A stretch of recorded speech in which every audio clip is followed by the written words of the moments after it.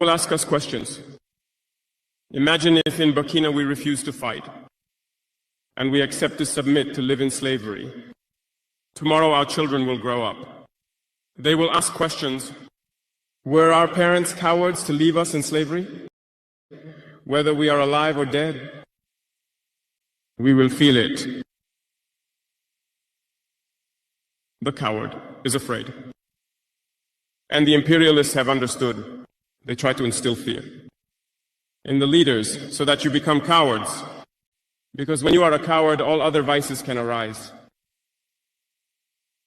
They do everything to make us afraid. They come into our palaces. They threaten us directly or with veiled threats. Of course, we respond as we should. They always take examples. They will tell us, Thomas Sankara tried to do it like this, but where is he? He is dead. The Haitian president, he tried to do it like this. Where is he? He is dead. Gaddafi tried like this. Where is he? He is dead. These are the veiled statements made to us to instill fear. And then we also often see some young people trying to follow in the footsteps in a different. Gotten a new lawyer. Why Ibrahim Traore of Burkina Faso deploys EU lawyers to Finland once order Samuel Ekpa released September 16. Well, I think what is happening now shows that we are having a Russian interest in what is happening in Finland. And you remember that Alexander Stubb actually went against Russia's interest supporting Ukraine. The only way Russia can regain their influence back is by using already established presence in Burkina Faso and among Sahel nations to push for Samuel Ekpa's release in Finland. Whether Alexander Stubb like it or not, what you see Traore talking about Samuel Ekpa means that there is a massive support coming from the Russian government, Vladimir Putin, who recently had a switchover, a meeting with the United States of America concerning that. After that, the EU leaders actually met with Trump, in that regard. And Alexander Trump and this man from France, Macron, we are all there. Now just to give you a brief where the source of that statement is coming from Russia. But the man making that statement is Abraham Traore, has been reported, in that source. But the fact now is this, he has also deployed some links that has to do with, experienced fortified lawyers, just to fortify Samuel Ekpa's legal, presence ahead of his court appearance.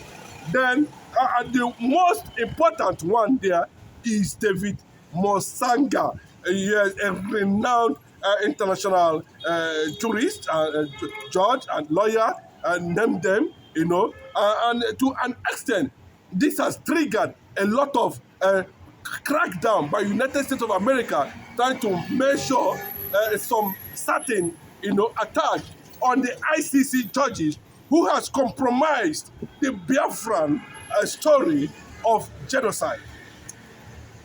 The Biafran government in exile has continuously reported this severally, and that was why Donald Trump made sure that most of these corrupt judges in ICC are dismissed, especially those who has compromised the truth. Samuel Ekpa, in the real excess of it, has not committed crime. Biafra recognition and sovereignty was declared in Finland, while Alexander Stubb was still the president of Finland. And I can tell you that very clearly, that what he did was as a result of compromise, which is already being taken by different organizations, civil society organizations around the world, preparing for a very bigger onslaught against Finland and Nigeria if Samuel Ekpa is not released on September 16. His presence is what we are talking about today. Forget that the Nigerian government are making mockery of themselves. Simon Ekpa will be released. The world is standing up for the reality on ground. The world is standing up for the killings of Christians all over Nigeria. The world is standing up for the voice that have resisted the Islamization of Nigeria. And Simon Ekpa is one. Finland is one of the freest nations in the world. Simon Ekpa has made Finland more popular. Finland is supporting Ukraine. Finland is taking sides with terrorist organizations. And today, we have seen it play out clearly. That the alliance between Finland and Nigerian government, using their arms swing of political conquest, PDP and APC, attacked Simon Ekpa, who is a Biafran Finnish citizen, because he said, defend yourself. You can watch. Now, the man you are seeing there has taken it another direction. Simon Ekpa is preparing for a dangerous comeback that will be backed by world leaders. And Nigeria are going to face the consequences. Nigeria is breaking up on a daily basis. Nigeria is being handed over to Islamic agenda. And that synergy, that combination, whether it's from the west, whether it's from the east, whether it's from the south, or the north, or the middle belt, it has come to an end. Because what God has destined for his people cannot be stopped by ordinary people. In as much as you cannot stop the God of Israel, you cannot stop the God of Biafra. Christian leaders in Nigeria are silent over the killing of Christians. No Christian leader, but how wealthy they are, can stand up and defend their fellow Christians who are being killed on a daily basis. They are busy. I'm not against you owning a private jet, owning the biggest mansions in the world. I'm not against that. How do you not justify the wherewithal God has given you when you are seeing your fellow Christian on a daily basis are being killed? How would you justify your private jets without even raising a voice and call the world to the plight of Christians and demand that Christian nations all over the world to stand up and defend Christianity, just like what Israel is doing today? And the Arab world are standing up and are defending Islam, even in Nigeria. That's why you see all the whole northern governors, nobody saying anything when these attacks are ongoing. The Yoruba governors are not saying anything.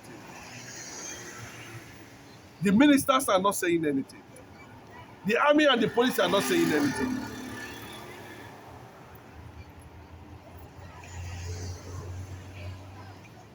There will be a way out. The world have seen it. Nobody should blame resistance when it comes. Bigotry, whether you are bringing a ethnicity factor into it, that is your business. And that is why the whole world will stand up and do the needful.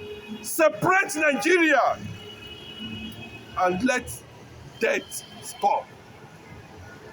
Let Nigeria go their separate ways. and let death stop.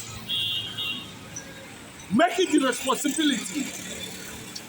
These are the things Christian organizations and churches, world leaders in Nigeria, Christian leaders in Nigeria, supposed to be talking about, calling the world attention. Are you telling me that God does not know what it means by putting so much resources into your hand?